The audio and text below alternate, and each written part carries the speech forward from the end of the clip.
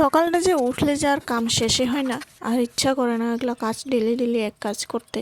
তো হরে কৃষ্ণ বন্ধুরা, তোমার সবাই কেমন রয়েছো? আশা করি সবাই ভীষণ ভালো রয়েছো। তো উঠেই আমি আগে গ্যাস শেষ করে কিচেন রুম পরিষ্কার করে নিয়েছি। তারপর এখানে দেখুন স্নান করে নিয়েছি, আমি স্নান করে তারপরে ঘর সর পরিষ্কার করে এখানে পূজা সুজা করার পর তারপরে এখানে আমি সকালে ব্রেকফাস্টে রেডি করে নিই। তো প্রথমে করলাম এই যে আজকে একটু গুলা রুটি করব। আজকে সোনা একটু রুটি করলাম না। তো আটাটির মধ্যে একটু জল দিয়ে দিয়েছি, এই যে দেখুন গুলায়ে সুন্দর একটু লবণ চিনি দিয়ে সুন্দর করে আমরা একটু গোল করে একটু রুটি বানিয়ে নেব। সামান্য একটু কড়াইয়ের মধ্যে তেল দিয়ে এই যে সুন্দর করে দিয়ে তারপরে এই যে আদা সিদ্ধ হওয়ার পর এখানে আমরা উল্টে আমরা একটু এই যে নিয়ে নেব। এখানে আমি রুটি আগে করে আমি বাচ্চাটারে দিলাম, তো ওরা একটু খাওয়ায় নিই। তো অনুর বর্তমানে যে 2-3 মাস পরে 4 বছর হয়ে যাবে, তো ওরা স্কুল দেওয়া হয়নি, তো স্কুল দিব।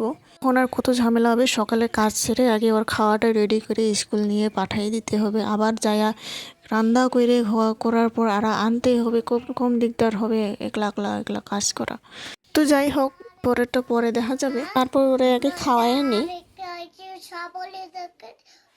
তোমার জন্য নং আনা দিব, হ্যাঁ মেলা নং আনা দিব, আসো খায়ানো। একটু বয়েল ম্যাগি করেছি সুন্দর করে একটু ধইনা পাতা দিয়ে। তারপর আজকে সকালের ব্রেকফাস্টটা করে নিব।